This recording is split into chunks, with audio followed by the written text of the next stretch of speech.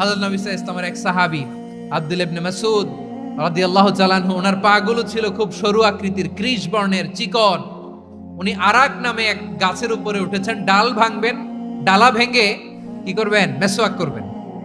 তো বাতাসের ঝাপটায় ওনার লুঙ্গি একটু সরে গেল, নিচ থেকে লোকেরা ওনার ওই চিকন পা দেখে ফেললো। দেখে সবাই হেসে কুটি কুটি হাসতেছে সবাই। বিষ্ণু সাল্লাল্লাহু আলাইহি ওয়াসাল্লাম বললেন, হাসলা কেন?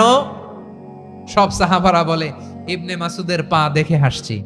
রাসূল সাল্লাল্লাহু আলাইহি ওয়াসাল্লাম বলেন, আমার আব্দুল্লাহ ইবনে মাসুদের পা দেখে তোমরা এরকম হাসলা, তার আকৃতি নিয়ে তোমরা এরকম করলা, তোমরা কি জানো? ওয়াল্লাযী নাফসি বিয়াদিহি, সেই সত্তার শপথ যার হাতে আমার আত্মা, লাহুমা আসকালু ফিল মিজানি মিন উহুদ, আমার ইবনে মাসুদের পা দুইটা যদি মিজানের পাল্লায় কিয়ামতের দিন উঠিয়ে দেয়া হয়, উহুদ পাহাড়ের চেয়ে বেশি ভারী হয়ে যাবে। খবরদার কারো আকৃতি নিয়ে ব্যঙ্গ করো না, কারণ আকৃতি সে নিজেরা বানায় নাই, এই আকৃতি দিয়েছে কে?